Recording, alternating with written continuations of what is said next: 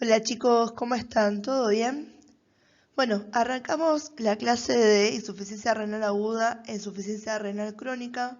Vamos a ver definiciones, etiología y, sobre todo, cuál es la diferenciación a nivel del laboratorio de análisis clínicos.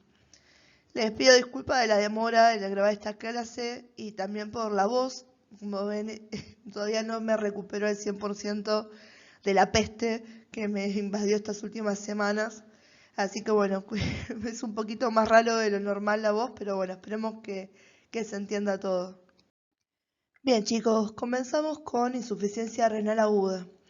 En los textos más actuales pueden encontrar esta patología como injuria renal aguda. Esta distinción entre insuficiencia e injuria es más que nada a nivel de los nefrólogos, ¿sí? Se está queriendo hacer una distinción entre lo que es realmente un daño al riñón, ya sea por una etiología prerrenal, renal intrínseca o posrenal, y lo que es verdaderamente la disfunción completa, o sea, la insuficiencia del órgano. Entonces, en muchos textos nuevos o en papers nuevos pueden estar escuchando que no se refieren a insuficiencia renal aguda, sino que el término nuevo sería injuria renal aguda. Nosotros lo conocemos y se maneja más comúnmente como insuficiencia renal aguda, ¿sí? Esto simplemente para que tengan idea, sobre todo si lo van a leer o tienen acceso a otra bibliografía, para que tengan una idea de la terminología que se está utilizando actualmente para esta patología. Vamos a ver cuál es la definición más aceptada con respecto a esta patología. Decimos que va a ser la reducción brusca en horas o días de la función renal con una disminución del filtrado glomerular, o sea que disminuye la tasa de filtrado glomerular. Esta reducción es abrupta, ¿sí? O sea, pasa rápido. Y la sintomatología del paciente que cursa una injuria renal aguda es una sintomatología que no se tolera y que rápidamente requiere atención por parte de el personal médico, ¿sí? Y donde el laboratorio va a ser muy importante para poder ayudar a llevar a cabo el diagnóstico de estos pacientes, sumado obviamente a la clínica y a la semiología que uno tiene que hacer. Ahora, para entender qué está pasando con esto, ¿sí? Volvemos a recordar las funciones básicas del riñón, ¿sí? Nosotros sabemos que cuando hablábamos del riñón, el riñón tenía una función renal excretora, ¿sí? Donde tenía que ocuparse de eliminar las toxinas. Estas toxinas que se generan a partir de que nosotros como seres humanos necesitamos conseguir la energía a partir de incorporar alimentos.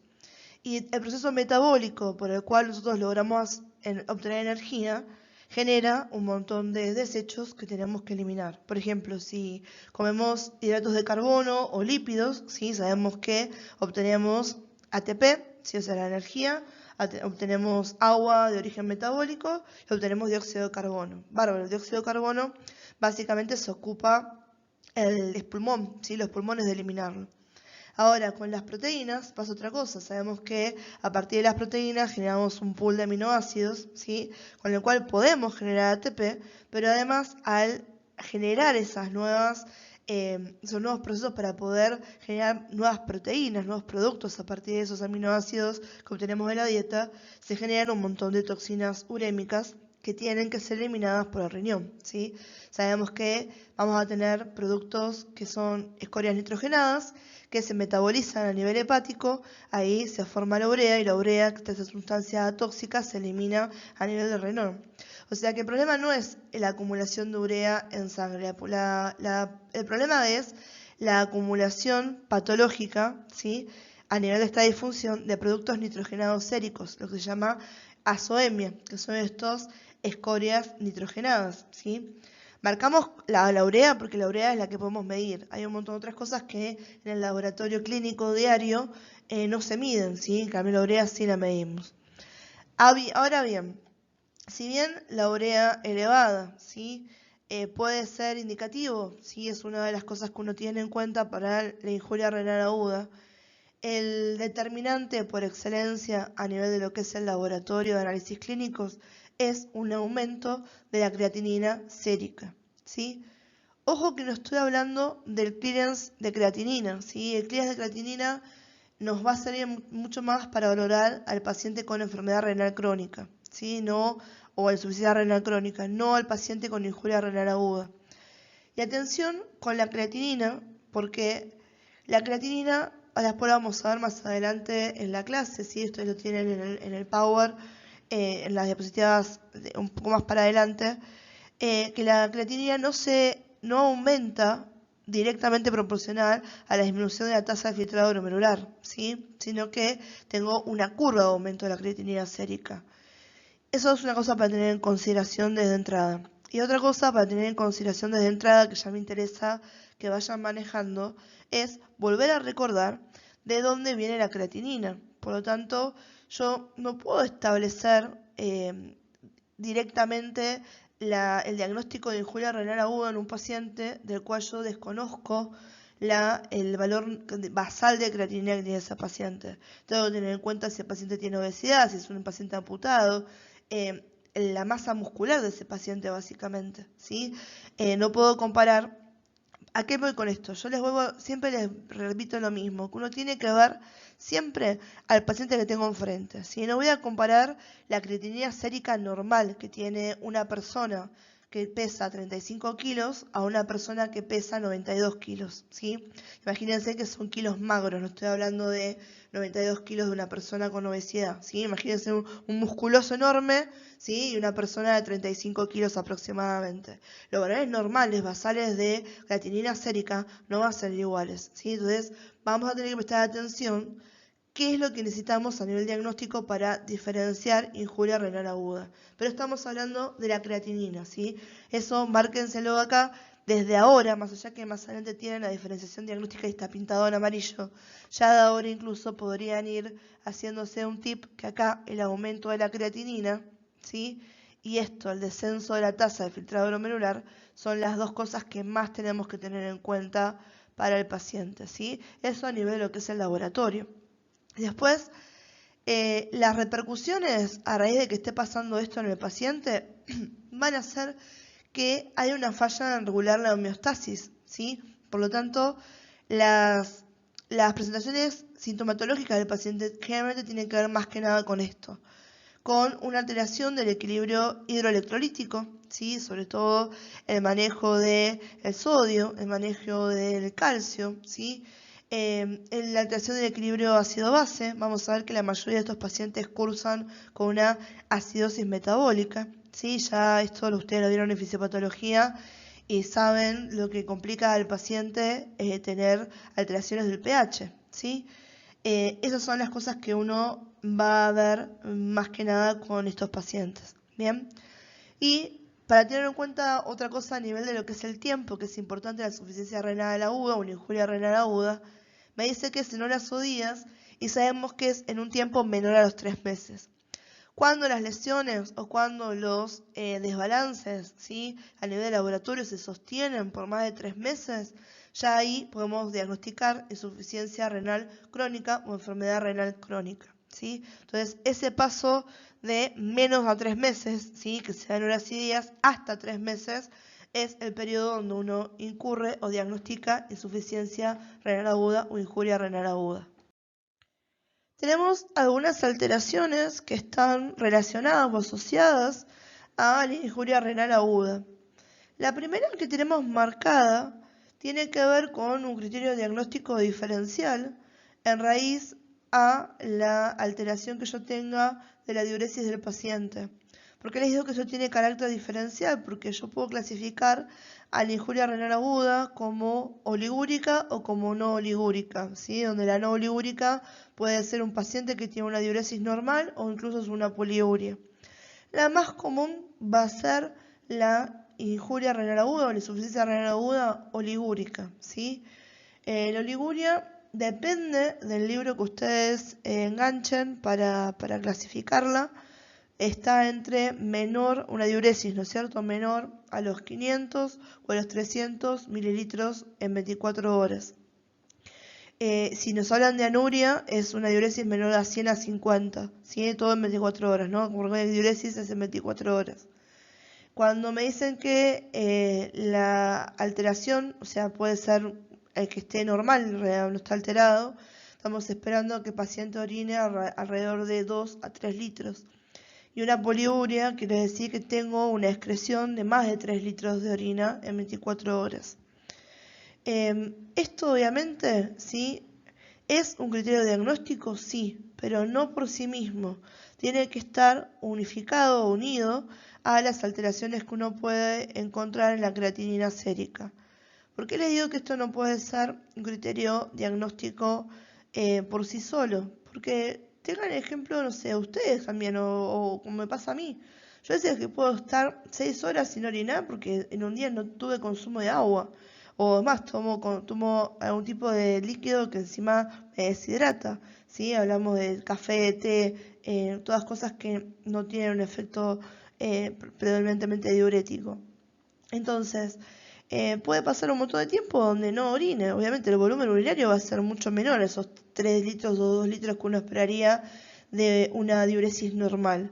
Pero ¿con qué tiene que ver eso? ¿Con que tenga una patología renal, una insuficiencia renal aguda? No, tiene que ver con que no tomé agua en todo el día. Si no tomo agua no voy al baño. Esto era lo que habíamos hablado, recordamos al principio de la clase de renal y lo que ustedes tienen visto ya en toda la cursada de la carrera y sobre todo que lo repasamos en fisiopatología sobre lo que era el balance hídrico, ¿no es cierto? Tanto entra, tanto sale. Entonces, si bien es algo para tenerlo en cuenta, ¿sí? La alteración de la diuresis es un criterio diagnóstico para la insuficiencia renal aguda, tiene que estar unido junto con una alteración de la creatinina y la urea, ¿sí? Un aumento de la creatinina y la urea sérica. Después tenemos a los trastornos hidroelectrolíticos. Bien, sabemos nosotros bien que el riñón es un gran regulador de los que son los electrolitos, ¿sí? Los que son estas sales minerales. Separamos el potasio y el sodio porque estos tienen mayor predominancia, prevalencia, ¿sí? En lo que va a ser el riñón, ¿no es cierto? Pero en lo que serían trastornos hidroelectrolíticos estamos hablando más que nada en lo que sería una hiperfosforemia, en lo que sería una hipocalcemia y lo que sería una hipermagnesemia. ¿Sí? O sea, está aumentado el fósforo en sangre, está disminuido el calcio en sangre, está aumentado el magnesio en sangre. ¿Sí?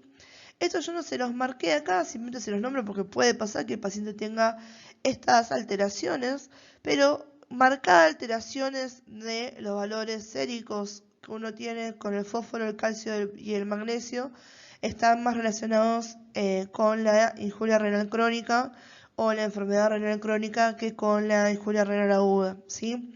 O sea que puede tener esto el paciente, sí, claro, pero no es un criterio diferenciador a nivel diagnóstico, sino que es algo más que le puede sumar al paciente porque de por sí las nefropatías y todo lo que tiene que ver con la alteración del riñón, desde un punto de vista tanto fisiopatológico como clínico, es bastante complicado. Si no tenemos áreas demasiado separadas en blanco y negro, sino que hay un montón de grises donde para poder diferenciar qué es lo que tiene el paciente se necesita del aporte diagnóstico de un montón de profesiones. O sea, tiene que estar el laboratorio, tiene que estar la imagenología, tiene que estar una buena semiología por parte del clínico, la consulta con el nefrólogo, ¿sí?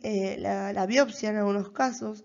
Así que imagínense que realmente generar un criterio diagnóstico no es tan fácil. Sí hay algunas cosas que nosotros, por una cuestión de facilitarlo, y lo que sí serían las cosas que nos llaman la atención, lo que yo siempre he ido a pensar en que si escucho ruido galope, tengo que primero enfocarme en los caballos antes de pensar en las cebras. Esas son las cosas que estamos marcando como criterios diferenciadores. Después, obviamente, suma todo esto a la clínica del paciente. Volviendo un poco a esto, para no irnos por las ramas, el paciente puede tener una acidosis metabólica, ¿sí? Esto tiene que ver porque uno sabe que lo que es predominante en lo que está sucediendo en la injuria renal es que no se puedan eliminar la cantidad de ácidos fijos no volátiles, ¿sí? Que están en circulación, como el ácido sulfúrico, el ácido fosfórico, ¿sí? Estos que tienen que ser eliminados por la orina, ¿sí? al no ser excretados por el riñón, sabemos que van a permanecer a nivel sanguíneo. Esto altera el pH sanguíneo y me lo lleva por debajo de 7.35. La alcalosis metabólica a nivel urinario no es que no puede suceder, pero es muy rara, ¿sí? Está más relacionada que tengo que ser un paciente que venga, que tiene vómitos reiterados, tiene pérdidas de bicarbonato grandes y pérdidas de ácido, sobre todo grandes, no tanto de bicarbonato, pérdidas de ácido por el ácido clorhídrico del estómago, ¿sí? Vienen pacientes que han tenido una aspiración nasogástrica bastante intensa. Pero bueno, eso no es lo más común. Lo más común es que yo tenga un paciente que tenga una acidosis metabólica. Después tenemos una hiperuricemia, o sea, un aumento de lo que va a ser el ácido úrico, ¿sí? Esto es típico de la insuficiencia renal aguda, ¿sí? Ya sabemos que el ácido úrico principalmente se excreta por filtración glomerular y la secreción tubular, ¿sí? O sea que si yo tengo fallo renal, ninguna de las dos funciones para poder eliminar el ácido úrico de la sangre van a estar en funcionamiento. Por lo tanto, se aumenta, o sea, se acumula dentro en la sangre, ¿no es cierto?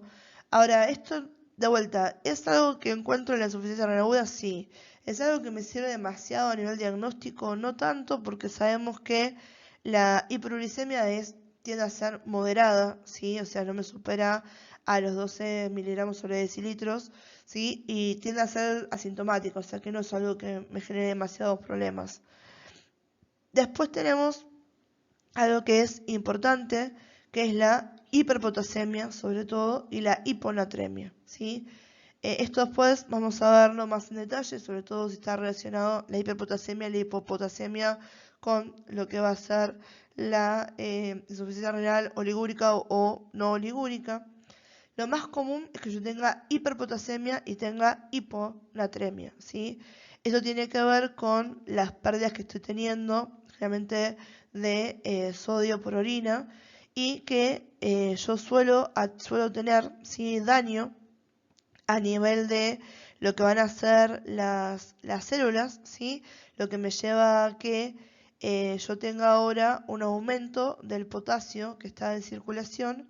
Obviamente esto me lleva a estas hipercalemias o estas hiperpotasemias, que tienden a preocuparnos a nosotros más que nada porque pueden tener grandes consecuencias a nivel de generarme arritmias o generarme deficiencias musculares en el paciente y nos complican bastante.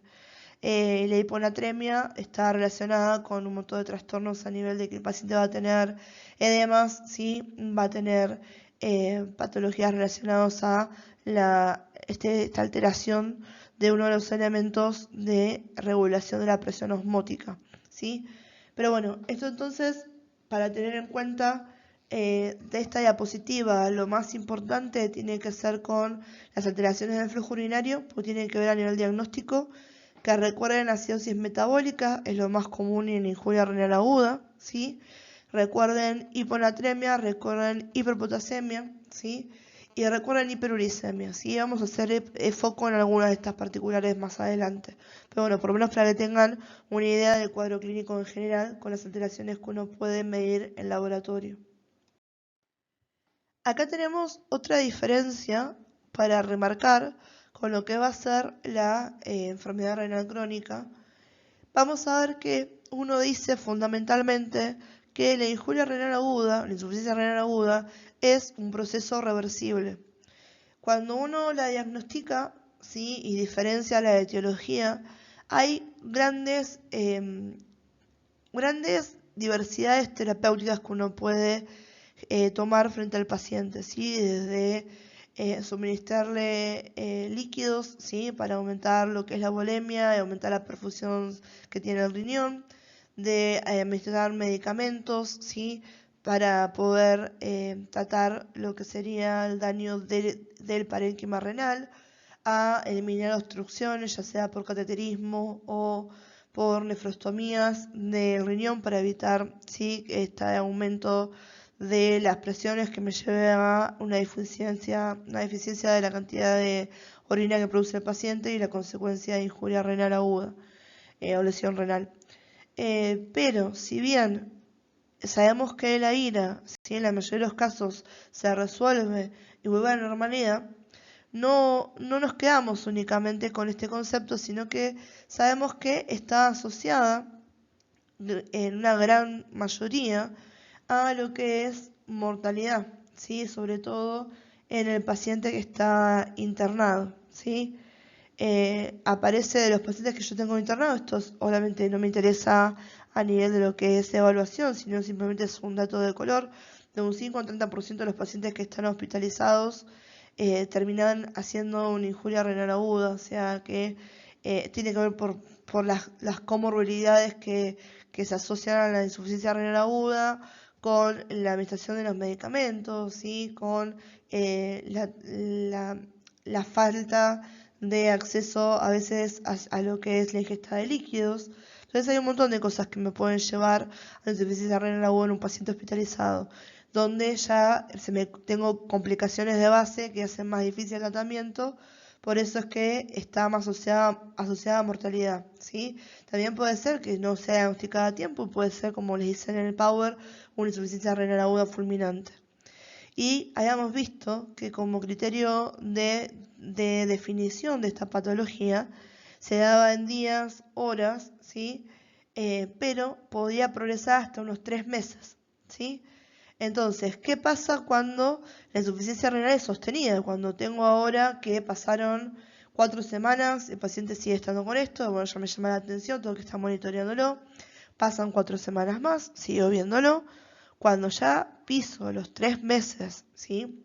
Y avanza la patología, veo que sigue aumentando la creatinina sérica, que siguen persistiendo estas alteraciones con respecto a la diuresis, y empiezo a ver otra sintomatología asociada a la persistencia de los cambios con trastornos asociados en la época pasada, ahí ya diagnostico que el paciente tiene una insuficiencia renal crónica, lo que hoy en día llamamos enfermedad renal terminal, ¿sí? Donde ya acá la alteración va a ser progresiva y no reversible, ¿sí? Entonces acá tenemos un poquito de cuáles son los destinos del paciente que presenta una injuria renal aguda. Una de las clasificaciones que teníamos de la insuficiencia renal aguda, se las comenté, que tenía que ver con la diuresis. La otra clasificación que me interesa que uno conozca tiene que ver con la etiología, o sea, de dónde viene el problema que se manifiesta con el paciente con una insuficiencia renal aguda. Y acá es algo que lo venimos viendo, ustedes ya saben cómo se estudia este patrón, sobre todo con el mes pasado cuando lo vieron en hígado, ¿sí? Con el riñón pasa exactamente lo mismo. El problema está antes del riñón, el problema está en el riñón, el problema está después del riñón. O sea que tengo un problema de la perfusión. No está llegando la sangre que tiene que llegar hacia el riñón y sabemos que para que el riñón trabaje tiene que llegar sangre, si no, su trabajo es filtrar la sangre. Si no me llega sangre, no filtro, si no filtro se acumula todas las escorias o la basura en la sangre y tenemos todos los problemas de la injuria renal del paciente. Después sabemos que el riñón tiene una anatomía, ¿sí? Y tiene unos elementos funcionales que tienen que estar correctos con todos sus partes para que se lleve a cabo las funciones básicas de la producción de la orina, ¿sí? La filtración, la secreción, la excreción, ¿sí? Y la reabsorción. O sea que yo puedo tener una patología intrínseca del riñón, donde tengo daño en el glomérulo, tengo daño en los túbulos, tengo daño en el intersticio del riñón o tengo daño a nivel vascular, ¿sí? O después puedo tener una patología, ¿sí? Después del riñón, o sea que el problema acá está en los uréteres, en la uretra, en la vejiga, en los elementos accesorios, o sea, los órganos accesorios, lo que me lleva a una obstrucción, por lo tanto disminuye el flujo de orina, aumentan las presiones que yo puedo tener a nivel tubular, puede esto afectarme a la tasa de filtrado glomerular y ahí tenemos la injuria renal aguda, ¿sí? Esto, lo más común es que yo tenga una causa prerrenal, ¿sí? Donde el paciente tiene una prevalencia de un 60% de que venga con un problema que está antes del riñón, ¿sí? Sobre todo estos déficits de la perfusión, ¿sí?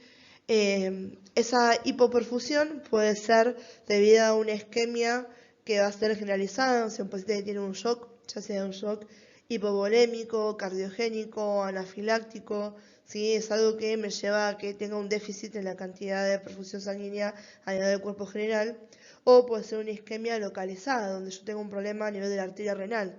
La arteria renal es la que está estenosada, la arteria renal es la que tiene una trombosis, la que tiene una embolia, ¿sí? Por lo tanto, no está llegando la sangre que tiene que llegar al riñón, ¿sí? Después, la que me sigue en presentación es la insuficiencia renal aguda por causa intrínseca, o la que se llama renal, ¿sí? Esta ira intrínseca es un 35% de las presentaciones clínicas de los pacientes y, como les decía hace un ratito, ¿en qué se separa? ¿En cuál es la parte que está afectada? Pues está afectado el glomérulo, ¿sí? Entonces tengo síndromes glomerulares, que todos los vimos la primera clase que tuvimos de patologías renales. O sea, tengo un paciente que tiene un síndrome nefrítico, tiene un síndrome nefrótico, tiene una glomerulonefritis, ¿sí? Y eso me lleva a alteraciones, obviamente, que si progresan puedo terminar en una injuria renal aguda. El problema está a nivel de los túbulos. Estábamos hablando en particular que es la necrosis tubular aguda, que puede ser isquémica o puede ser nefrotóxica, ya sea por sustancias endógenas o exógenas. Después tenemos a la ira intrínseca, que va a ser intersticial, ¿sí? La presentación más común es la nefritis intersticial aguda, que puede ser alérgica o puede ser no alérgica, ¿sí? La alérgica tiene que ver con más que nada medicamentos y la no alérgica tiene que ver a patologías que son autoinmunes o infecciosas o son sistémicas, ¿sí? O tengo una pielonefritis, o sea que es una patología infecciosa, o tengo lupus, ¿sí? O sea es una autoinmune, o tengo una sarcoidosis, una patología ya sistémica, ¿sí? Y por último tenemos a las alteraciones vasculares, que se clasifican como microangiopatías, porque imagínense que acá no estamos hablando de la arteria renal, si estamos hablando de los capilares, de la arteriola peritubular, ¿sí? De los vasos rectos, estamos hablando de alteraciones en la microvasculatura a nivel renal, ¿sí? Y lo más común son las microangiopatías trombóticas, ¿sí? Me genera una obstrucción a ese nivel y eso me lleva a una alteración dentro de lo que es el parénquima renal. Y por último, esta que nosotros no le vamos a dar mucha bolilla, sobre todo porque para el laboratorio no es diferencial el diagnóstico, va a ser la insuficiencia renal aguda posrenal, ¿sí? Donde acá lo que yo tengo es una nefropatía por obstrucción extrínseca o intrínseca de las vías urinarias, ¿bien? O sea que tengo una alteración intrínseca, ¿sí? Tengo algo que me está bloqueando a los uréteres, algo que me está bloqueando a la uretra, ¿sí? Por lo tanto no puede pasar el líquido de punto A al punto B y eso es un problema para nosotros. Y la extrínseca es lo que tiene que ver con lo que yo les decía que eran los órganos asociados. Por ejemplo, en un paciente que tiene próstata, la próstata sabemos que hay una porción de la uretra que es la uretra prostática, ¿sí? Que atraviesa esta glándula.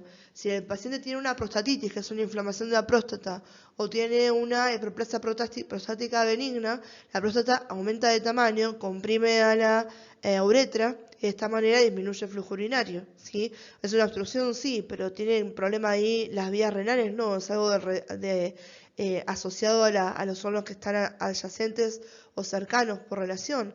Lo mismo que tengo un paciente que tiene un cáncer ovárico, etc. Lo que ustedes se imaginen que está cerca, que un tumor de la vejiga, ¿sí? Está asociado a esto. ¿Estamos? Como les decía, a esta no vamos a darle demasiada importancia porque el diagnóstico tiene que ver más que nada por imágenes. Uno le hace una ecografía, le hace una radiografía al paciente y de esta manera se ve la obstrucción, se ve el aumento, incluso con la clínica misma. Uno palpa al paciente y tiene una vejiga que la palpás y la sentís, ¿sí? Es un tumor de la vejiga. Recuerden que tumor, el término no se utiliza únicamente asociado a cáncer. Tumor es un aumento de un volumen, ¿sí? Entonces uno siente una tumoración de la vejiga del paciente, ¿sí? Está súper aumentado el tamaño y esa es una ecografía y lo ves enseguida. Entonces, realmente acá no es el laboratorio lo que más interesa. Sí es importantísimo el laboratorio, lo vamos a marcar, en la insuficiencia renal aguda, prerrenal e intrínseca, ¿sí? Es un factor diferenciador ustedes en el laboratorio. Bien, chicos, acá tenemos un cuadrito que está bastante bueno para poner de imagen y visualizar lo que hablamos recién. No tienen todo lo que les nombré, pero sí tienen la mayoría de las cosas y sobre todo para de vuelta darse cuenta dónde está el problema con esta clasificación etiológica. Fíjense acá, tenemos la ira prerrenal. La causa básica de esto es una disminución del gasto cardíaco, ¿sí? Hay una disminución a nivel de lo que va a ser la tensión arterial, o sea, tiene una baja de este gasto cardíaco, que esto puede ser porque tengo un shock, porque tengo una pérdida de volumen, ya sea una hipovolemia verdadera o una hipovolemia por una baja del volumen circulatorio efectivo, o sea que baja únicamente la cantidad de sangre que está circulando a nivel arterial. También puedo tener alguna patología, ¿sí?, que me está afectando, obstructiva, pero prerrenal, ¿sí? O sea, antes de haber llegado al riñón, la arteria renal tiene este trombo, tiene una embolia, ¿sí? Tiene algún problema que me lleva a esta disfunción prerrenal. Después tenemos la parenquimatosa. Fíjense que acá el problema está ¿dónde? En el riñón, ¿sí? Puede estar en el glomérulo, puede estar en el intersticio, puede estar en los túbulos, puede estar a nivel de lo que va a ser la microvasculatura, ¿sí? Como lo nombramos en la diapo pasada. Acá tienen marcado la glomerulonefritis, ¿sí? Y las nefropatías tubulares como es una de las causas. Y a partir de acá para abajo tenemos todo lo que es la insuficiencia renal aguda postrenal. Fíjense que acá tenemos un trastorno de la distribución, ya sea intrínseco, por ejemplo podemos ver acá que hay un cálculo en lo que va a ser el uréter, ¿sí? O puede ser extrínseco, fíjense que acá me estaba mostrando, tengo una neoplasia prostática o una hiperplasia prostática y lo que veo es una obstrucción acá de la uretra con la consiguiente disminución de la diuresis. Bien chicos, entonces ustedes están teniendo en las etapas pasadas un resumen general sobre cómo es la injuria renal aguda según la etiología. Vamos a ver parte por parte más tranquilos, así nos queda bien en claro qué pasa en cada lado, cuál es la parte fisiológica que está alterada y de esa manera entendemos realmente cuál es la fisiopatología. Yo les puse en cada una de estas, bien claro, arriba de todo, cuál es el determinante fisiopatológico principal. En el caso de la insuficiencia renal aguda prerrenal, ¿sí? O la injuria renal aguda prerrenal, sabemos que el causal básico es una hipoperfusión. O sea, que está llegándole menos sangre de lo que le tiene que llegar al riñón. Entonces, por eso esta hipoperfusión hace que nosotros también le podamos decir a esta patología una injuria renal aguda funcional. Porque básicamente el riñón, ¿qué hace? Filtra la sangre, ¿no es cierto? Para que pueda filtrar la sangre tiene que llegar. Y tiene que llegar con la suficiente fuerza, por decirlo de una manera, para que las presiones me favorezcan el filtrado hacia la cápsula de Bowman. En condiciones normales recuerden que el filtrado glomerular iba a corresponder aproximadamente al 20% de gasto cardíaco. O sea que llegan por minuto al glomérulo 1200 mililitros de líquido, ¿sí?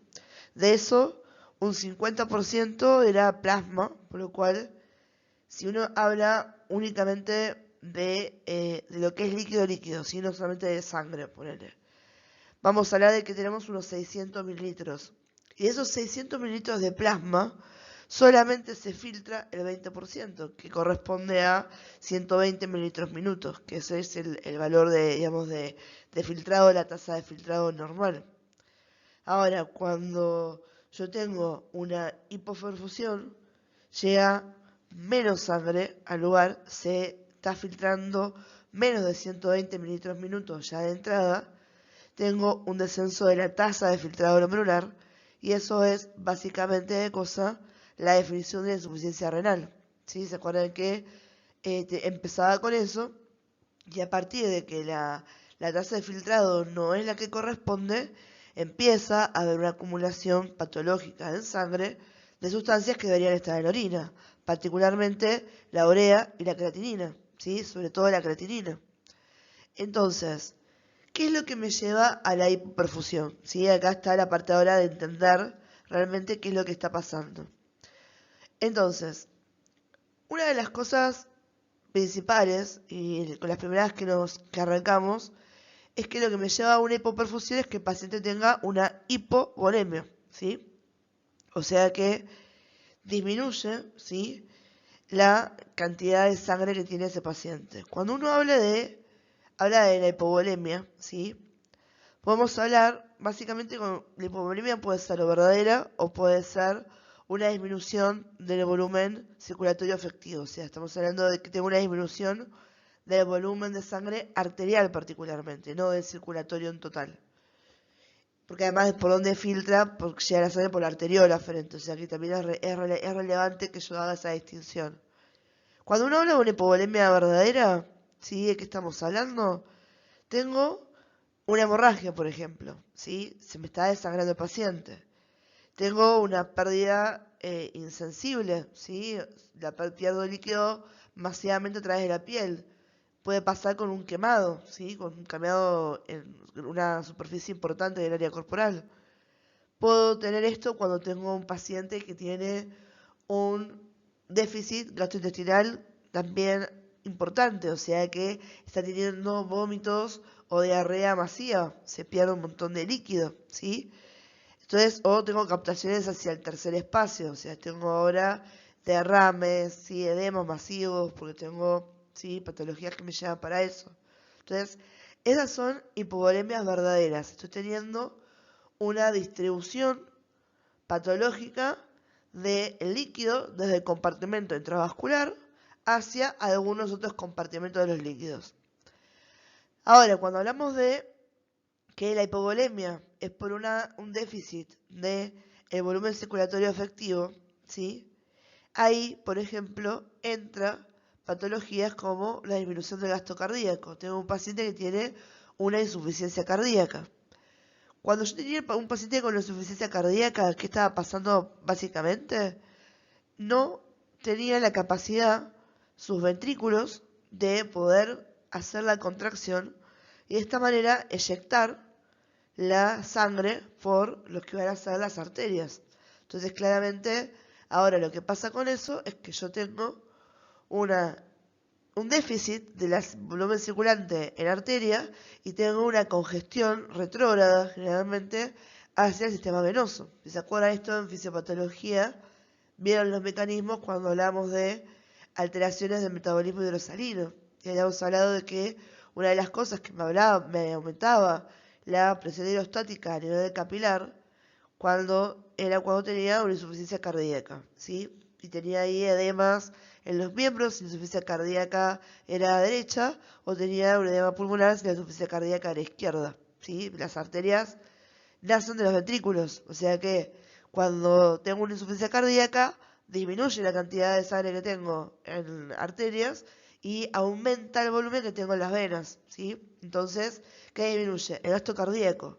La potencia con la que está llegando la sangre al glomérulo por la vía de la arteria aferente disminuye, ¿sí? Por eso la disminución del gasto cardíaco es una de las causas para la hipoperfusión.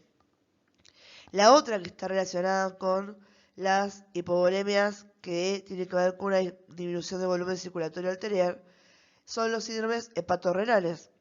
La insuficiencia hepática, ¿sí? O sea, cuando el hígado no funciona, o cuando tengo, por ejemplo, una hipertensión portal. Piensen en esas dos patologías que también dando vuelta, viene el fantasma de fisiopatología está dando vueltas por acá. Cuando uno habla de una insuficiencia hepática, ¿no es cierto? El hígado me sintetizaba un montón de proteínas plasmáticas, como la albúmina, como el fibrinógeno.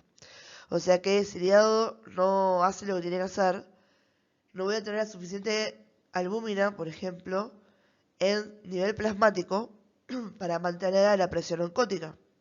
Si no tengo a la presión oncótica las proteínas que hagan el efecto Gibbs-Donan, no se retiene a los cationes como el sodio y por lo tanto disminuye la presión osmótica.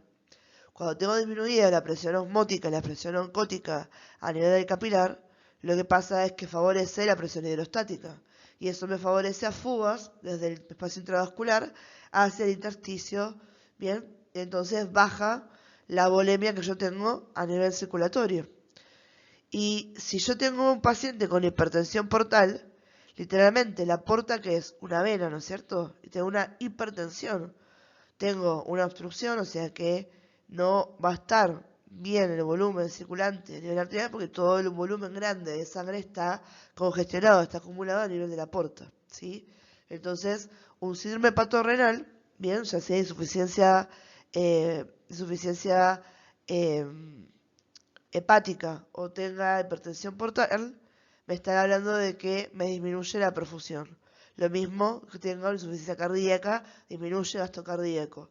Esas dos entonces están dentro de las hipovolemias, ¿sí? O sea, la hipovolemia propiamente dicha, que es la que tiene que separar, y la disminución del gasto cardíaco y el síndrome hepatorrenal son las que ustedes podrían poner como una hipovolemia que se da por una disminución del volumen circulatorio efectivo. Después, otra causa que me puede llevar a la hipoperfusión es, digamos, primero quizás la más lógica, la primera con la que uno piensa con esto, ¿sí? Es poder la hipovolemia real. Y es que yo tenga una patología vascular obstructiva, ¿no es cierto? O sea que hay algo que está impidiendo, que me impide que llegue la sangre hacia el glomérulo, ¿sí? Puede ser que tenga una embolia, puede ser que tenga un taponamiento cardíaco, ¿sí? Entonces eso no está llegando la sangre. Puedo tener una estenosis de la arteria renal, puedo tener un trombo en la arteria renal. O sea que lo que se imaginen ustedes que me está generando una patología obstructiva a nivel de la parte vascular, puede evitar que llegue la sangre necesaria hacia el riñón, ¿sí? Y la última de las alteraciones es la alteración de la regulación renal. Les voy a poner otra diapositiva para que se entienda por qué la regulación renal va a tener dos mecanismos con los cuales el riñón, aunque se me descompense, por ejemplo, la perfusión, intenta, ¿sí?, autorregularse y mantener la presión estática de capilar. O sea que, mientras que la tensión, ¿sí?, o la que se llama la presión, ¿sí?, la presión arterial media, sea suficiente, se maneje entre los 80 y los 160 milímetros de mercurio, ¿sí? Estos mecanismos de autorregulación, que son el mecanismo miogénico y el mecanismo del feedback túbulo-glomerular, hacen que se mantenga constante la tasa de filtrado glomerular porque se permite todavía que esté, digamos, el filtrado porque se mantiene la presión hidrostática. Ahora, tengo que entender cómo funcionan estos mecanismos de regulación para poder entender después qué pasa cuando se ven saturados y cuando fallan. Así que les agrego acá una diapositiva, básicamente para que se entienda y se pueda visualizar. Es otra vez una nefrona y con esto les voy a estar trabajando sobre eso para que se entienda. Pasamos a la otra diapo entonces. Bueno, acá tenemos la diapo que les agregué, ¿sí? Por un lado tienen a la nefrona, ¿sí? Y esto que está acá son los ayuda a memoria para saber qué es lo que se reabsorbía, qué es lo que se secretaba en cada lugar, ¿sí? Ahora lo vamos a manejar. Y acá tienen el resumen cortito, ¿sí? Digamos, lo principal para tener en cuenta de cuál es el mecanismo miogénico y cuál es el mecanismo de feedback túbulo-glomerular. Y esto se los marqué para que se entienda que a veces cuando el paciente tiene alteraciones sostenidas de alguna de las funciones, como puede ser un paciente hipertenso, ¿sí?, el cuerpo se adapta a mantener, ¿sí?, intentar mantener la normalidad dentro de esta alteración prolongada. Yo ya me adapto a la nueva normalidad, ¿sí? Se ajustan las curvas de calibración internas, ¿sí? Esto es simplemente para darles un detalle, un dato de color de que es algo importante a tener en cuenta para que les quede más que nada, ¿sí? Que no es tan fácil regular o medicar, o tener cuidado cuando están estos pacientes que ya vienen con estas comorbilidades como la hipertensión. Bien, arranquemos con el mecanismo miogénico para que lo podamos entender. Me dice, si la tensión arterial desciende, ¿sí? Voy a tener una vasodilatación.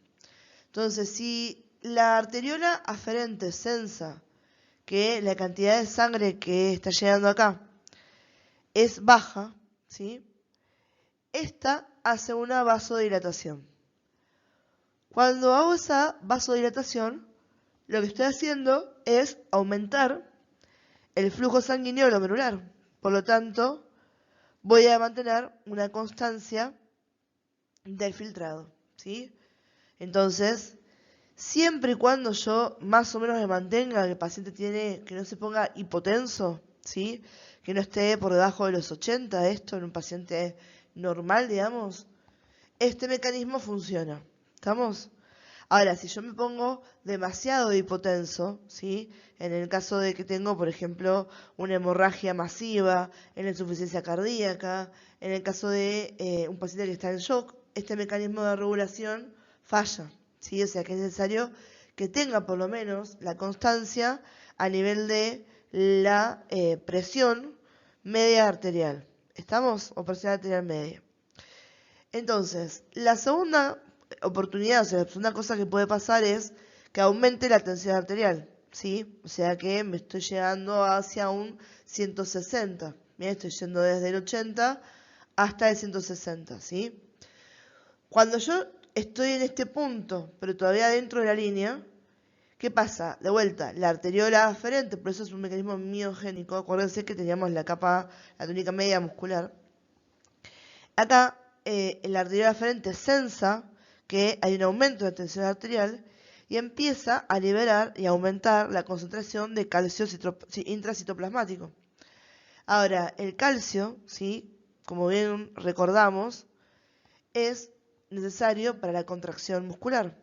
Entonces, si aumenta la cantidad de calcio intracitoplasmático de acá, ¿qué va a pasar con las células de la arteriola aferente, ¿sí? De la túnica muscular? Van a contraerse. Entonces voy a tener una vasoconstricción. Si tengo una vasoconstricción, ¿qué hace? Una resistencia al flujo, ¿sí? Estoy evitando que esté llegando el líquido de esta manera. Por lo tanto, baja la cantidad de líquido que está filtrando para este lado y se mantiene dentro de todo la constancia del flujo a través de lo que es la nefrona. ¿Estamos? Porque en un paciente donde se aumenta mucho la tensión arterial y no tengo este mecanismo compensatorio, que tendría mucha tensión acá, me favorece mucha filtración. Y de vuelta al cuerpo no le gusta que haya ni mucha filtración ni poca filtración. Quiere que haya un volumen de circulación estándar de 120 mililitros minuto. ¿Estamos? Entonces, el mecanismo miogénico hace que si yo tengo un descenso de la tensión arterial o la presión arterial media, yo hago una vasodilatación de la arteriola aferente. Eso aumenta el volumen sanguíneo que llega al glomérulo y mantiene constante la filtración. Y si tengo un aumento de la tensión arterial, la sensa esto de la arteriola aferente empieza a aumentar la concentración de calcio intracitoplasmático, se hace la vasoconstricción, hay una resistencia al flujo, por lo tanto, ¿sí? Se mantiene todavía la constancia del flujo. Esto funciona siempre que yo esté entre los 80 y los 160 milímetros de mercurio. ¿Estamos? El otro, que este es el que quizás más me interesa que lo tengan en cuenta porque me van a escuchar más adelante hacer referencia a esto para entender qué está pasando con el tema del sodio sobre todo, es el del feedback tuburo-glomerular. ¿Bien? Entonces, ¿qué pasa con esto? Ustedes recuerden que cuando yo voy pasando por todo esto, bien, una cosa que es interesante es que siempre tengo relación ¿a quién? A el capilar peritubular, ¿sí? A los vasos rectos, o sea que constantemente, fíjense, estoy haciendo reabsorción y secreción. Desde que arranco hasta que me voy, van cambiando las concentraciones y la molaridad que yo tengo en la orina que se está produciendo en los túbulos. ¿Estamos? Entonces, ¿qué pasa si desciende la tensión arterial? Si me baja la tensión arterial, quiere decir que empieza acá a llegar, ¿sí? Menos sangre, ¿estamos? O sea, la sangre mucho más calma, con menos fuerza, Y entonces cuando circula por acá, en vez de tener una velocidad promedio, lo que hace es circula más lento. Circula por todos lados, pero va lento. ¿Sí? Ahora, si esto circula mucho más lento, ¿no es cierto? Le estoy dando a cada una de estas partes la chance de que aumenta la reabsorción. ¿Bien? Entonces, ¿qué pasa?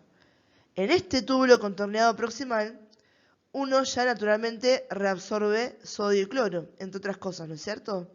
Ahora, si yo le estoy dando la chance de que esto esté mucho más tiempo en circulación, voy a reabsorber todavía mucho más sodio y mucho más cloro. Entonces lo que hago es absorbo un montón de sodio y cloro hacia la sangre, ¿sí? Ahí empieza una hipernatremia, ¿sí? Ahora, ¿qué pasa con esto? Esto continúa, entonces sigue haciendo todo el pasaje hasta que de golpe voy a llegar más o menos a la altura del túbulo distal y acá tenía a las células del aparato yuxtaglomerular, ¿sí? La zona de la mácula densa, ¿se acuerdan? Que era entre estas dos cosas de esta zona, era lo que me detectaba también que está llegando acá una menor cantidad de sodio y una menor cantidad de cloro, ¿sí? Entonces va a interpretar con eso a que me bajó la tensión y que algo está pasando, algo no está normal con esto, que tengo una hipovolemia, ¿sí? Porque si no, debería de acá de llegar más sodio de lo que está llegando. Entonces, ¿qué hacen estas células de la mácula densa cuando me sensan que acá llegó menos sodio y menos cloro, ¿sí? Empiezan a liberar prostaglandinas, empiezan a liberarme el óxido nítrico, ¿sí? ¿Y qué hacen las prostaglandinas básicamente? Hacen una vasodilatación de la arteriola aferente, ¿sí? Si yo hago una vasodilatación de la arteriola aferente, ahí venimos a ¿qué? A que se activa este mecanismo miogénico, ¿sí? Aumenta la perfusión sanguínea, si tengo mayor volumen, aumenta la filtración y regularizo a la velocidad de todo esto, ¿sí? Para compensarlo. ¿Estamos? Y por otro lado, también lo que hacen estas es las prostaglandinas, cuando me estimulan esto, es estimular a la secreción de renina. Cuando yo libero renina, empieza el mecanismo de regulación con el sistema renina, angiotensina, aldosterona, ¿sí? Y eso hace que yo intente en esta zona, ¿sí? Viene la aldosterona, ¿qué hacía? Esta aumentaba la reabsorción de sodio y de agua y la secreción de potasio.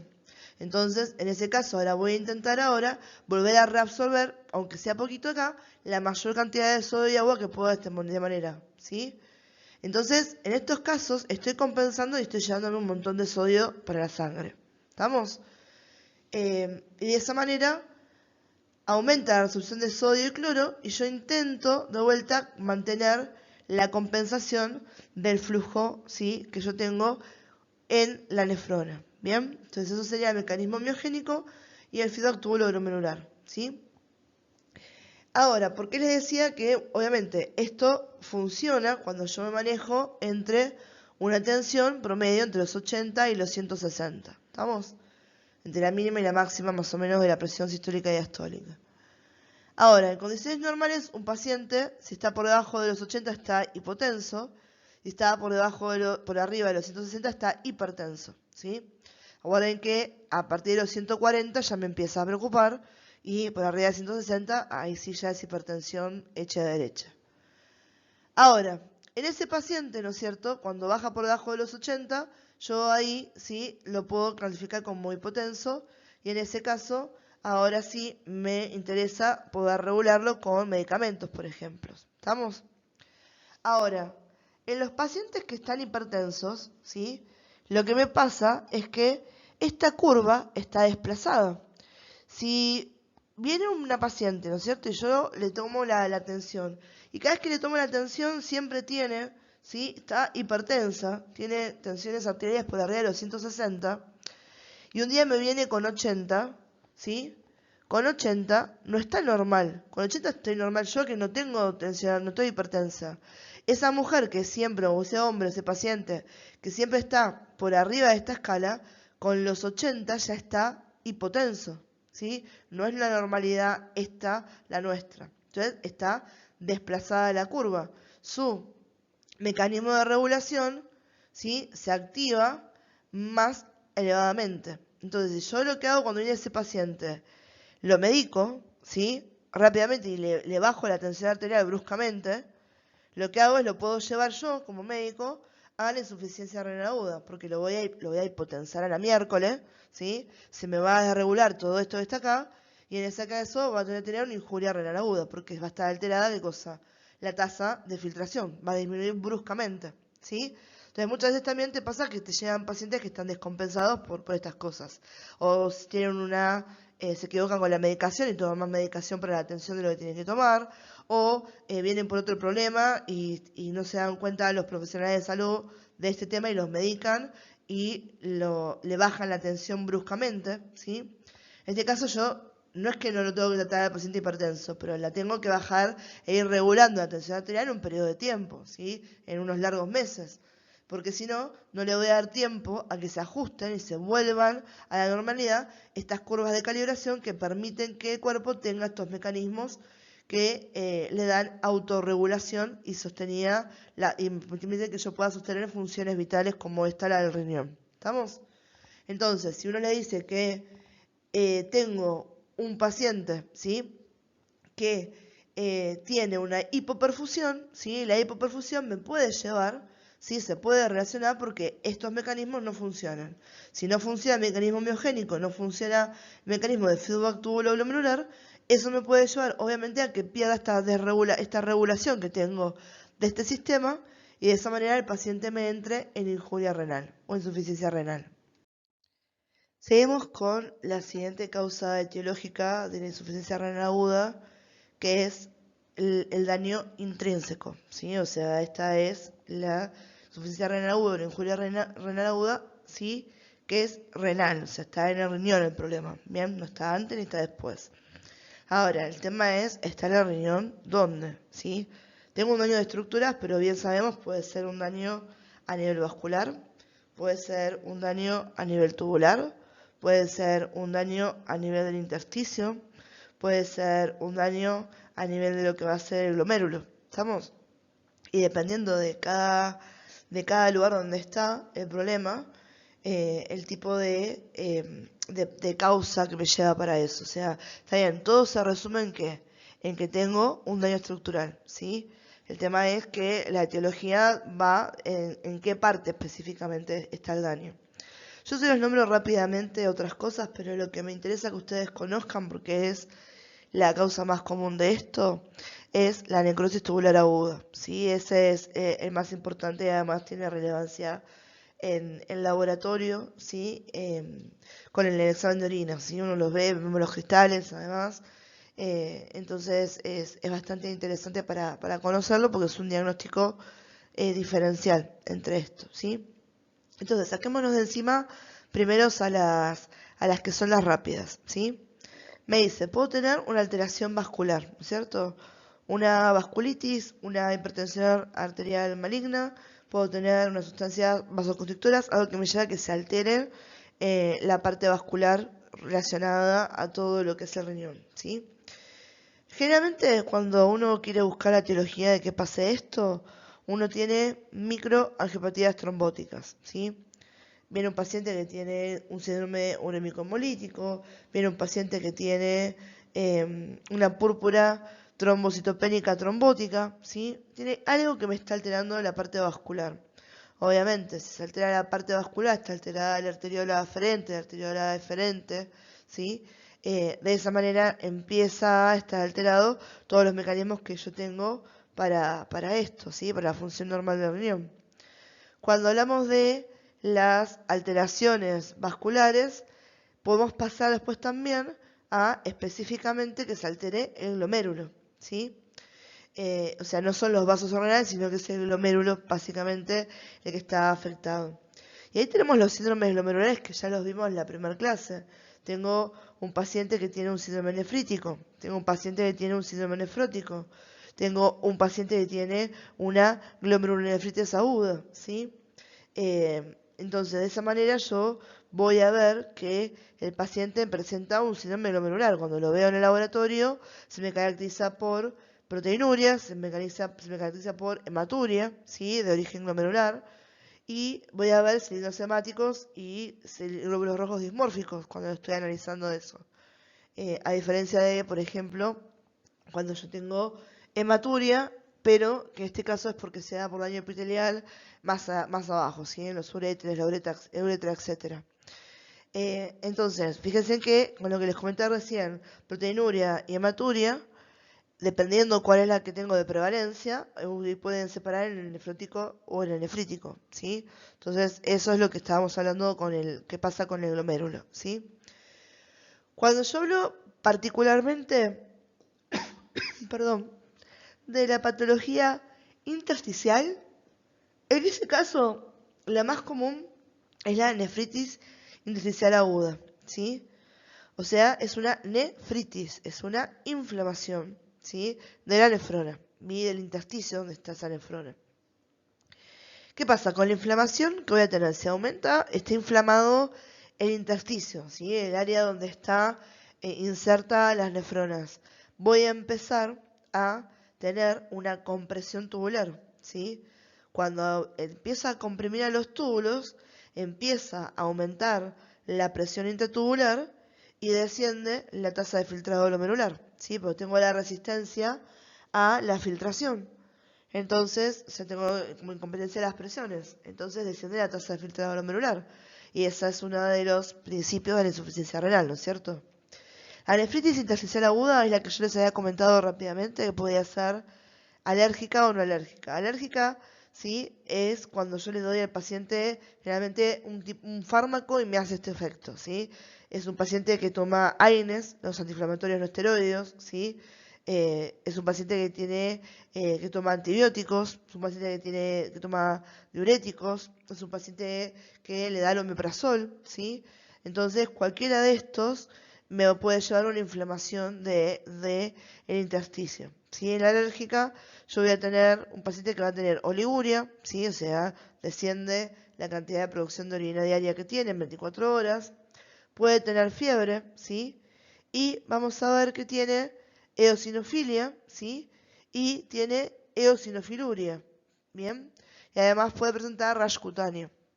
De vuelta, no me interesa esto, se los comento nada más para que tengan una idea de dónde sale esto cuando uno lo habla, ¿sí?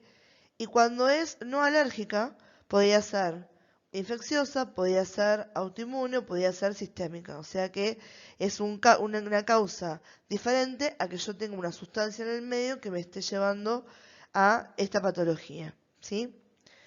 Y para que se tengan algo que les quede bien en claro, de último a repasar rápidamente, recuerden cuando hablábamos de la patología glomerular en las alteraciones vasculares, específicamente del glomérulo, ¿sí? Que nosotros ya vimos cómo uno podía diferenciar esto. En el síndrome nefrótico lo que tenía yo era una proteinuria masiva, sobre todo después en el nivel de lo que iba a ser la sangre, disminuía la albúmina, aumentaban las lipoproteínas, ¿sí? Y en la clínica iba a haber un paciente que tenía una nasarca, tenía un edema generalizado. Cuando yo tenía un síndrome nefrítico, iba a tener hipertensión, iba a tener particularmente hematuria. Tenía edemas, pero no generalizados, ¿sí? Y podía tener una proteinuria, pero leve, ¿sí? No era que disminuía muy gravemente todo esto. Y si hablábamos de la glomerulonefritis, que también la habíamos visto también con lo que era el síndrome urémico, así que recuerden la primera clase o las diapositivas anteriores a esta clase, ¿sí? Ahí empezaba a tener una lesión de la cápsula de Bowman, había una proliferación celular compresiva y se colapsaban los vasos sanguíneos, ¿sí? Y cuando yo tengo esto, ahora que tengo de cosa insuficiencia renal aguda, ¿sí? O sea que cualquiera de las otras alteraciones del paciente, si tiene un síndrome nefrítico, un síndrome nefrótico, una glomerulonefritis, también las entendemos y las diagnosticamos por sí mismas, pero si progresa me pueden llevar a una insuficiencia renal aguda, ¿sí? Eso es lo que quiero que les quede claro con relación a lo que fue la clase inicial de patologías renales. Ahora sí, vamos a lo que nos interesa más que nada, que es la necrosis tubular aguda, así que pasamos de diapositiva y hablamos y charlamos específicamente de esta. Acá la clave está en el término necrosis. Si uno entiende que la necrosis es la muerte celular, es lo que está sucediendo en la necrosis tubular aguda, que se mueren las células de los túbulos, particularmente las células del túbulo contorneado proximal y las células de la asa de Henle, ¿sí? ¿Por qué esas? Porque son las que más trabajo tienen que hacer con respecto al transporte activo, o sea, son las que tienen mayor mitocondrias.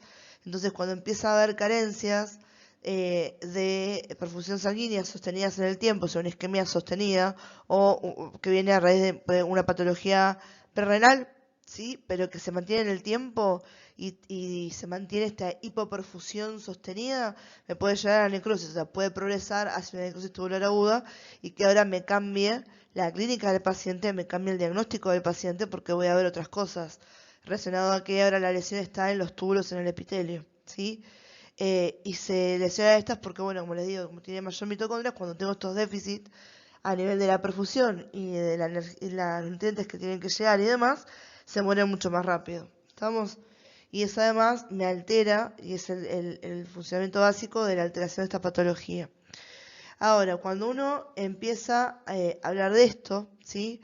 Vamos a decir que las causas pueden ser de dos tipos. Puede ser la isquemia, como les comentaba recién, que sucede a partir de una lesión perrenal, o sucede a partir de que al paciente dice esto, o sea, no se imagina, a veces depende del paciente, ¿sí? Puedes tener un paciente que pase la misma cantidad de tiempo sin perfusión sanguínea hacia el glomérulo y hacia los túbulos, y no te genere una necrosis. Y hay otros pacientes que en el mismo tiempo sí fue suficiente para que se necrose el tejido. O sea que no hay un rango de tiempo que vos puedas poner en este caso para que sea solamente prerenal o posrenal. Sepan que la prerenal sostenida en algunos pacientes, si se sostiene mucho en el tiempo, obviamente me lleva a la necrosis tubular aguda. En algunos pacientes, rápidamente me puede progresar una necrosis tubular aguda, que empiecen a morir las células de los túbulos, ¿sí? Entonces, eso es lo que pasa con la isquemia. Y después lo que tengo es una causa nefrotóxica. Yo tengo nefrotóxica, o sea, hay ciertos medicamentos o ciertas sustancias que resultan dañinas para el riñón, para la nefrona. Entonces, si el paciente consume mucho de esto, esas drogas, esos elementos logran dañarme tanto las células que se mueren, ¿sí? Son tóxicas. Generalmente uno piensa de la parte que pueden ser exógenos, ¿no es cierto? Acá hay algunos antibióticos como los aminoglucosídicos, ¿sí? Esos antibióticos si no los regulan bien, generan bastante daño a nivel de lo que es los túbulos, ¿sí? La vancomicina también es algo que también estamos hablando de eso. Otra cosa muy común de esto son los contrastes radiológicos, porque se disocian si permanecen mucho tiempo en el cuerpo del paciente, o me pueden generar una necrosis. Por eso es tan importante, si ustedes van a hacer un estudio con contraste iodado, o sea que es intravenoso, que antes estén seguros de que su función renal existe, está bien, porque tenías la mínima alteración y le mandas un contraste, ya de por sí tu riñón no podía trabajar como correspondía y ahora le sumaste una sustancia que además lo daña activamente. Algunos venenos y otros también fármacos como la ciclovir. O sea, hay un montón de sustancias que son nefrotóxicas, ¿bien? En las indicaciones,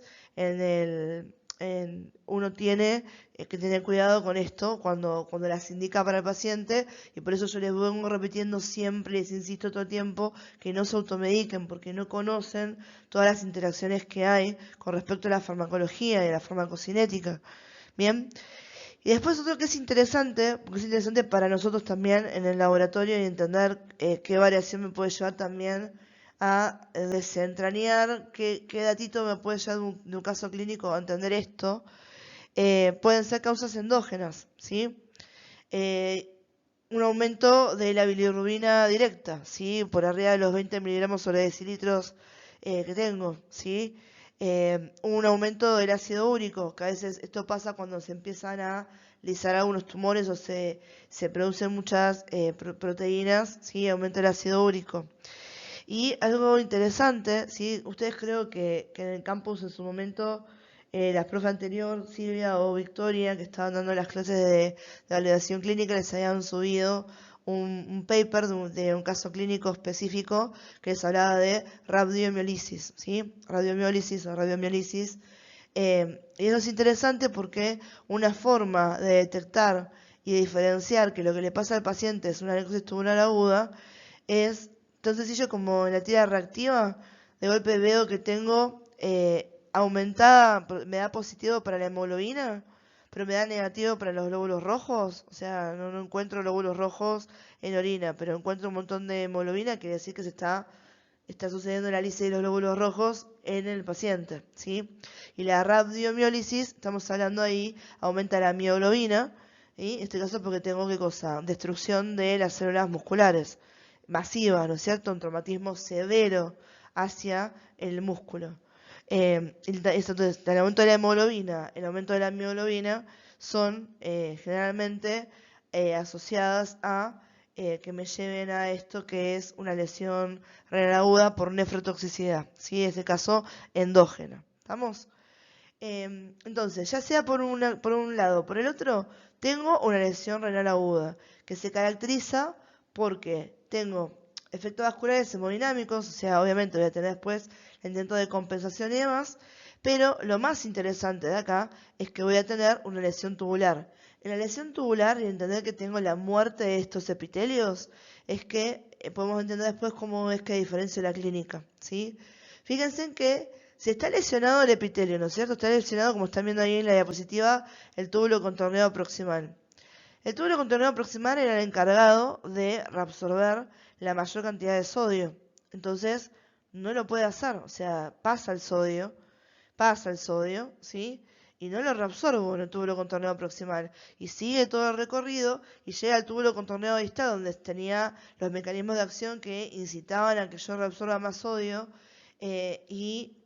Pero no tengo la capacidad, por más de que yo quiera poner en funcionamiento mi mecanismo de compensación, no puedo porque no tengo el epitelio, o sea, tengo la incapacidad total de reabsorber las cosas.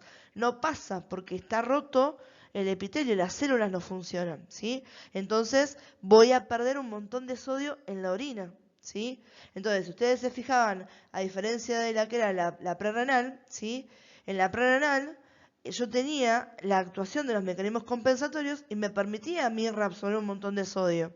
¿Estamos? Entonces tenía los efectos hemodinámicos iguales que acá, exactamente iguales. Voy a tener vasodilatación, voy a tener, ¿sí? Todo exactamente igual. Pero en este caso, ¿sí? O vasoconstricción, pero en este caso, ¿sí? Lo que está pasando es que, a diferencia de la prerrenal, donde yo podía ver que tenía la oliguria y demás, pero tenía una disminución del sodio que encontraba en la orina y aumentaba a nivel sanguíneo, en la necrosis tubular aguda, por el contrario, voy a estar perdiendo un montón de sodio en la orina, ¿sí? Porque no tengo chance de poder reabsorberlo, porque está roto, ¿sí? El epitelio. Y justamente además se afectan las zonas que están específicamente para reabsorber este ion, ¿sí? Entonces, no se absorbe el sodio y no se absorbe el cloro. Se va a intentar hacer mecanismo de compensación porque el riñón no se da cuenta de que está lesionado el epitelio. Lo que sensa la mácula densa es que me falta sodio y me falta cloro. Entonces lo que va a hacer es intentar, ¿sí? Piensa que me estoy desangrando, que tengo una hipovolemia. Entonces dice, basta, está pasando mucho líquido, por eso tengo mucho sodio. Porque ¿dónde venía el sodio? En la sangre, ¿no es cierto? Era el catión principal intravascular. Entonces, cuando el riñón sensa eso, ahí vienen los efectos hemodinámicos, que es la vasoconstricción, no la vasodilatación, la vasoconstricción. Es como diciendo, bueno, cerrame el chorro porque me estoy desangrando. En realidad el paciente no se estaba desangrando, ¿sí? O no era ese el problema es que está en el riñón ahora, en los túbulos.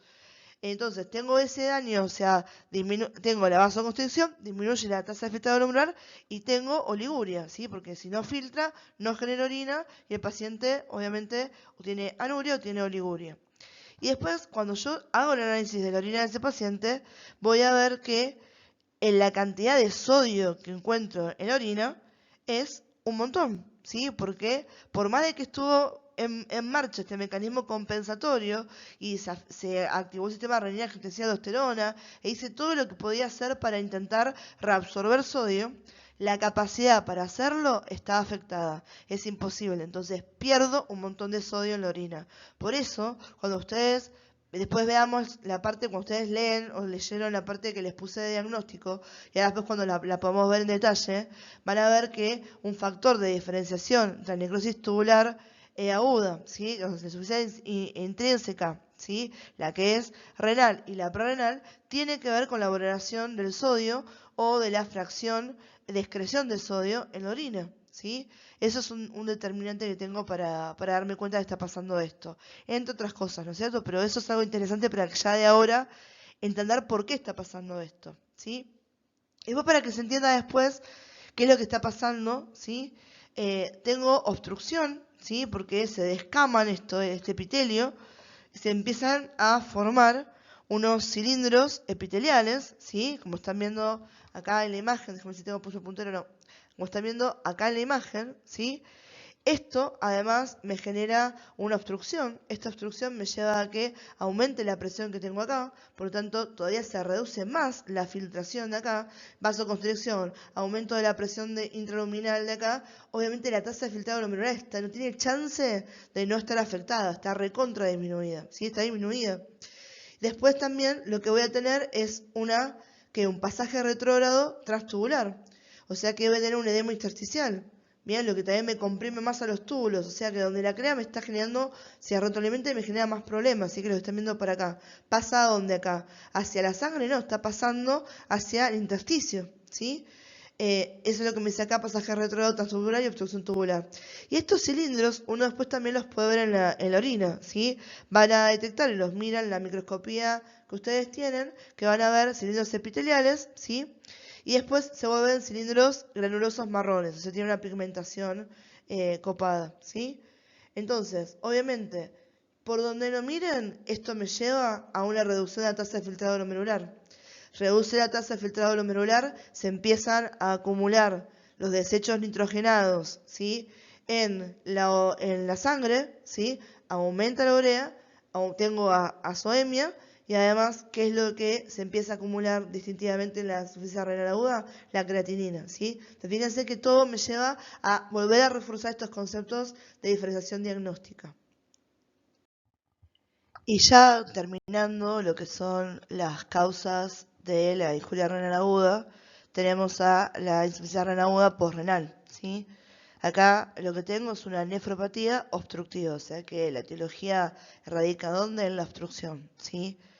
Entonces, yo lo que tengo es que tengo un impedimento para el flujo de la orina que ya se formó. O sea que acá no tengo problemas vasculares, acá no tengo un problema directamente del riñón, sino que tengo un problema de las vías de excreción, ¿sí? Y obviamente esto hace que retrógradamente, si tengo una obstrucción más baja, empiece a aumentar la presión que yo tengo a nivel de los túbulos, empieza a aumentar la presión que tengo a nivel de la cápsula de Bowman, tengo una resistencia al flujo, tengo un compromiso de filtrado glomerular, ¿sí? Y de ese lado desciende la tasa de filtrado glomerular y empieza la insuficiencia renal, ¿sí? Generalmente no estamos hablando de que esto le pasa a un paciente que tiene un calculito, una piedrita, ¿sí? Una microlitiasis. Tiene que ser una obstrucción copada, ¿sí? Y tiene que ser bilateral. O tengo que tener un paciente que tiene solamente un riñón y la mala suerte de que ahora también le pasó esto. Entonces, esa es la causa, ¿sí? Y esto es la menos común de todas y es la que les decía que me interesa que la conozcan. Obviamente que entiendan cuál es el mecanismo, o sea, por qué esto me lleva a la disminución, que es básicamente lo que les dije recién. Pero esta no le vamos a dar mucha más importancia o relevancia para nosotros, porque la clínica con el laboratorio no es diferencial, sino que yo me voy a dar cuenta con esto, mirando al paciente, estudiándolo por imágenes o haciendo otra cosa, ¿sí? Entonces, ¿cuáles son algunas de las cosas que me llevan a la insuficiencia renal posrenal? ¿Sí? Una iatrogenia, ¿sí? Yo tengo un catéter que está ocluido, hice algo mal. Iatrogenia, recuerden que es un acto médico, ¿sí? Ya sea porque uno tiene que alterar al paciente o porque tiene puesto un catéter y no le hacían la bolsa de colección a su montón de tiempo. Lo que se puedan imaginar que es a raíz de paso de médico, ¿sí? Después hablamos de que puede haber una oclusión en la uretra, puede haber una oclusión o una obstrucción en el uréter, ¿sí? Puedo tener una patología en la vejiga, ¿sí? Entonces, Si hablamos de eso, ¿sí? Que está afectada la uretra, el uréter, está afectada la vejiga directamente, ¿sí? Hablamos de que son causas intrínsecas, o sea que tengo el problema directamente en la vía urinaria. ¿Estamos? Esto se da porque tengo cálculos, porque tengo coágulos, porque tengo una patología, una alteración de la vejiga directamente. Y después tengo las causas extrínsecas, o sea que el problema acá no está en las vías urinarias, sino que está en los órganos y en las cuestiones adyacentes, ¿sí? Entonces tengo un paciente que tiene un cáncer de ovario, tengo un paciente que tiene un cáncer ocupante de espacio colorectal, tengo un paciente que tiene un cáncer de próstata o una prostatitis o una hiperplasia benigna de próstata, ¿sí? Todas situaciones que me pueden llevar a la compresión extrínseca de las vías urinarias, con la consiguiente cosa, aumento de la presión intratubular, aumento de la presión en la cápsula de Bowman, resistencia al filtrado, resistencia al flujo, una baja en la tasa de filtrado glomerular, una insuficiencia renal aguda postrenal. ¿Estamos?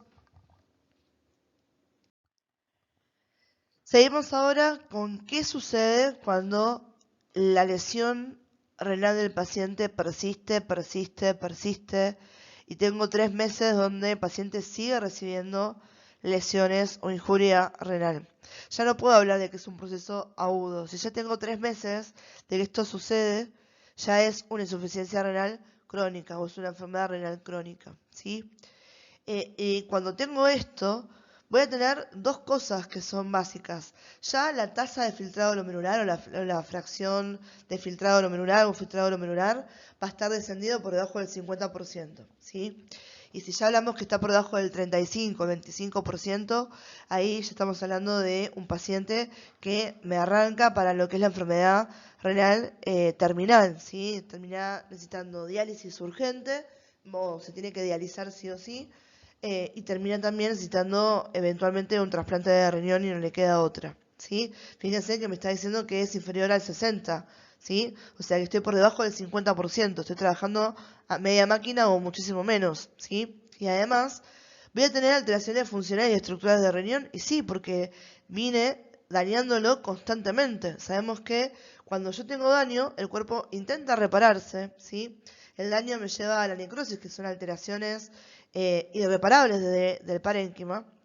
Y además cuando pasa tanto tiempo que no está cumpliendo su función, yo voy a ver que tengo ahora una alteración mucho más marcada a nivel de las funciones, porque el laboratorio va a ser interesante en el caso de la insuficiencia renal crónica, porque ahora voy a tener mucho más tiempo de que aumenten las concentraciones de todos estos desechos que deberían de estar en la orina y no están en la orina y permanecen en la sangre, ¿sí? Entonces, ahora sí tengo un paciente que viene con un marcado síndrome urémico, porque ahora la uremia está elevada, pero está muy elevada, ¿sí? Está elevada al rango donde ya ahora tengo otros cofactores y puedo tener un cuadro, un síndrome, o sea, donde se suman un montón de cosas.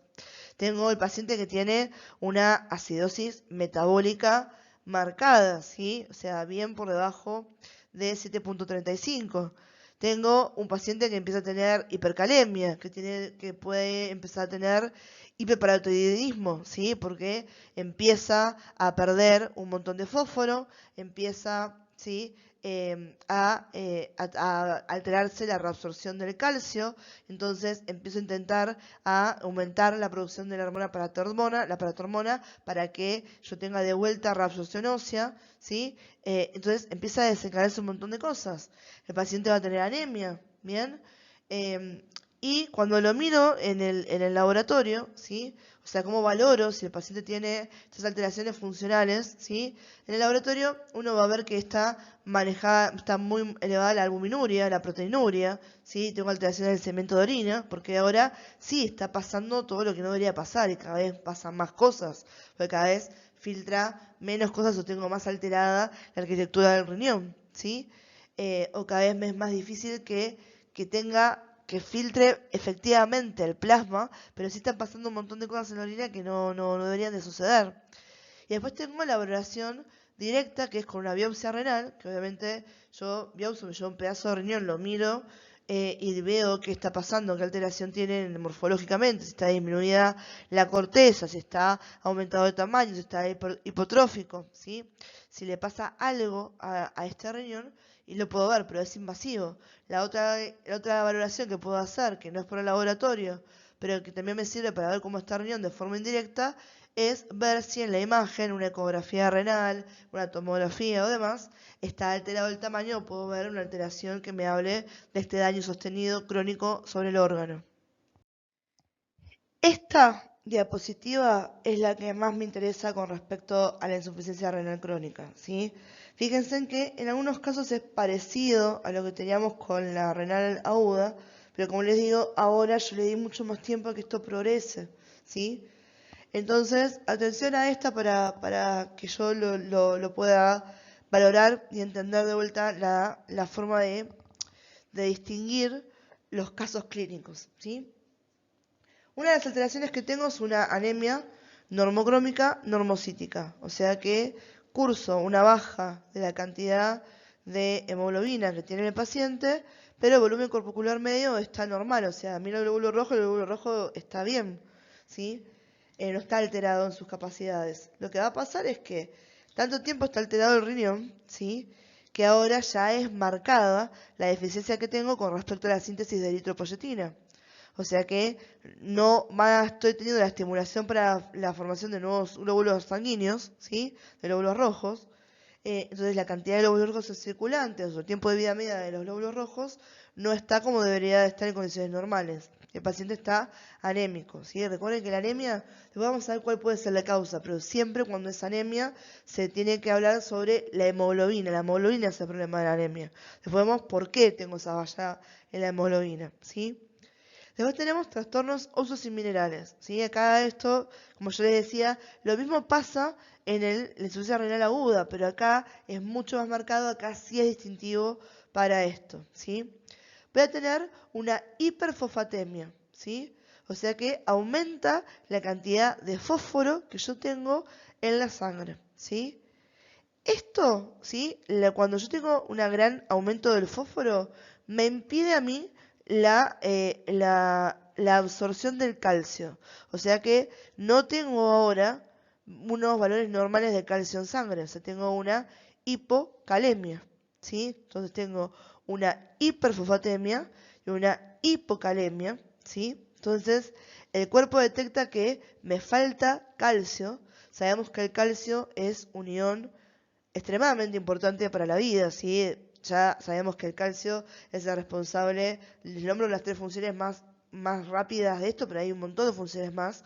Es el responsable de la contracción muscular, es el responsable de la coagulación, es el responsable de la transmisión del impulso nervioso. O sea que el cuerpo cuando dice, che, me falta calcio, inmediatamente empieza a activar al mecanismo de regulación del calcio con la estimulación de la paratormona, ¿sí?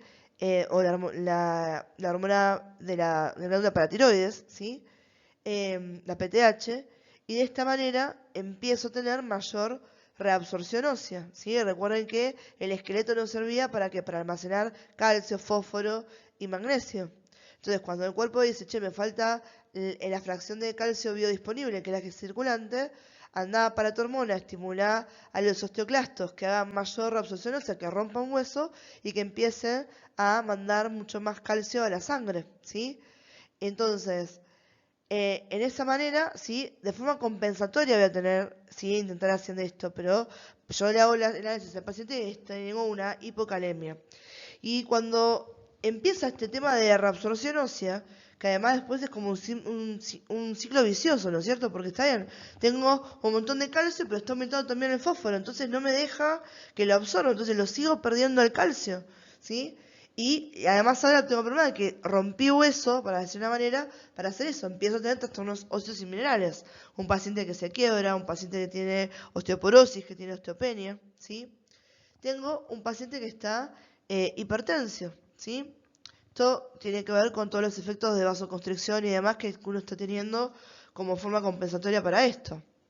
Tengo un paciente que tiene una hiperpotasemia, lo voy a ver con edemas, ¿sí?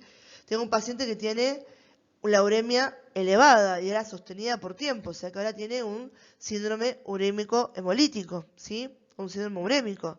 Tiene disfunción plaquetaria, ahí viene la parte de por qué es hemolítico, o sea, vas a tener sangrados.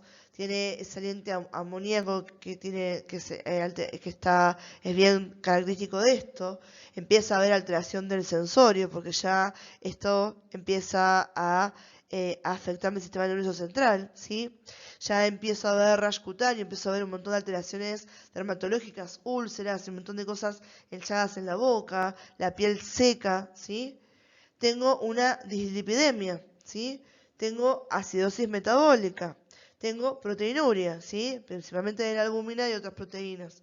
O sea que la clínica del paciente con insuficiencia renal crónica es similar a la de la injuria renal aguda, pero acá está todo elevado a la 10ª potencia, porque tuve mucho más tiempo para que se acumulen los desechos nitrogenados, para que se acumulen las sustancias tóxicas, para que me fallen los sistemas de regulación, y por eso veo una clínica tan florida con el paciente.